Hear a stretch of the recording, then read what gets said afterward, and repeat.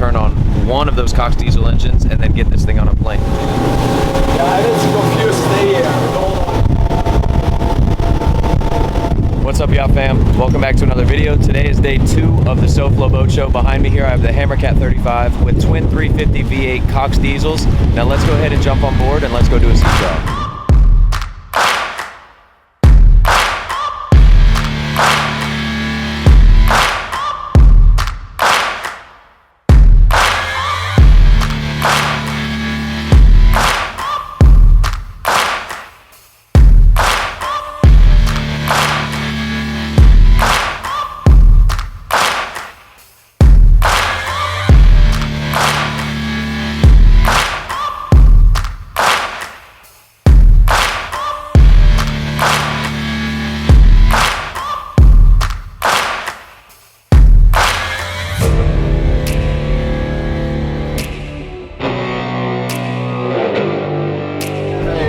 Partnership agreement with Pier 66 in Fort Lauderdale, and we're going to be running some fishing operations out of there, and through that we got introduced to COX and so on, and they kindly asked us to test the first pair of COX 350 V8s, and they have been running wonderfully well for 97 hours, and in a few minutes from now we'll see how phenomenally fuel efficient they are. 1.6 miles to the gallon at 35. I mean, you can't beat that. So we're doing well with them. 300s, 350s, 400s. We've done it all. What was the efficiency on those? 1.2, 1.25, depending on the speed, depending on the conditions, depending how many big fishing guys you have on the boat and how much fish you catch.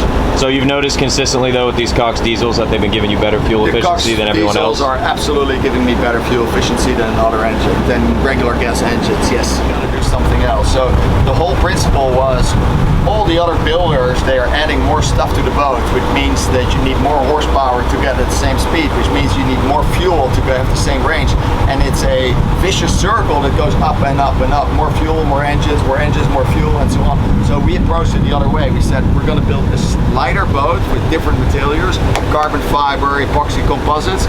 So if we have a lighter boat and we keep the same horsepower to weight ratio, we can get away with less horsepower. So instead of having 4 engines on the back, the HammerCat only has 2 engines, and that's sufficient because we are like, half the weight of a comparable Freeman or Invincible. So 2 engines, which is much better for your fuel efficiency, which is much better for your range, which is much better for your insurance bill. Insurance companies, they don't like to see 4 engines on a boat because you get in the race class category, and less maintenance. So it works for everybody and for us. That's the essence of the HammerCat. I like it. We only build engines, twin engine boat. We will never build a HammerCat with 4 engines. So this will be the biggest one? No, we have 45. That is the hull is done, bulkheads are done, deck is going on, and we'll be in Florida, hopefully before the end of the year, and otherwise by the end of the year. And what are you going to outfit on that 45, engine-wise? Engine-wise, either inboard diesels, Yanmar 470 or 370s, or outboard the V12 Mercuries, either 500 or the 600s. It's the same engine, just detuned or tuned up. So I don't know yet. It's a light epoxy carbon boat, so it doesn't need all, it doesn't need 4, I don't know if it's going to need 1200 horsepower, if 1000 horsepower is enough. So we do either 500 or 600 works. Awesome. This boat can handle way more than us. I mean, we've had this boat in really sloppy conditions, both in Cape Town as well as here in South Florida. I mean, it can handle it. I mean, there's some videos out there of this boat in the whole over inlet, and it just chops it up. We've got a wave-piercing bow. There's no weight up front in the boat, so it just cuts through it much easier than a heavier boat. It just goes up and down and up and down.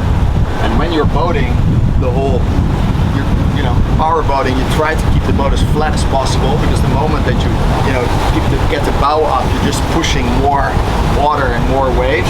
So if we keep the bow flat, then we have more fuel efficiency as opposed to the energy going up and going down and going up and down. We just keep on going forward. That's what the boat does really well.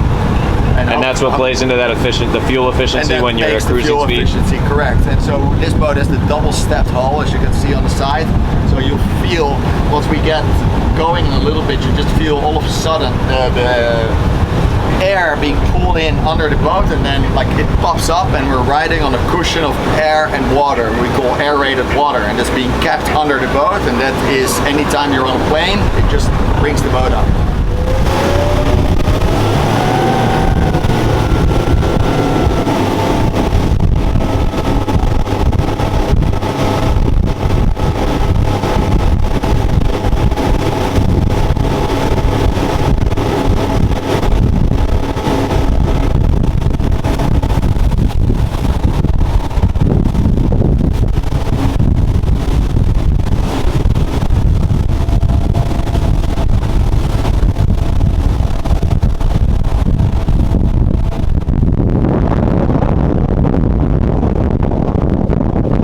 So now that you just saw the whole shot there, and then you could see at 31 miles an hour, we were getting about 1.6 miles per gallon, which is just what Captain said. I'm gonna sit up here in the front this time, and we're just gonna show you how easily this boat cuts through all the chop, and how even sitting in the front, it's gonna be the most comfortable ride possible.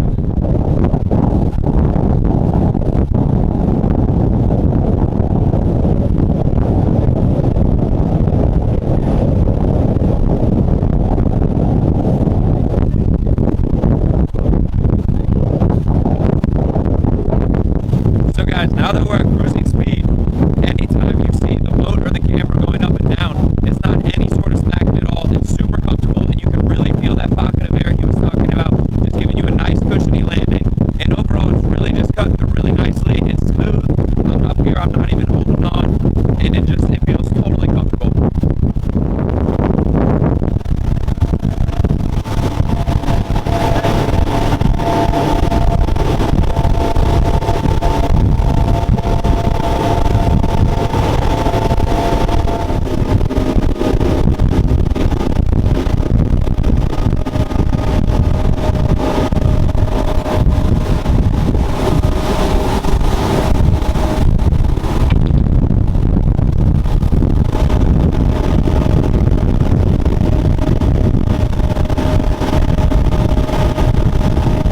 So now, just to show absolutely how amazing this HammerCat is, we're just gonna go ahead and turn on one of those COX diesel engines and then get this thing on a plane, which is just gonna go prove the point even more of how light but powerful and strongly built this boat is.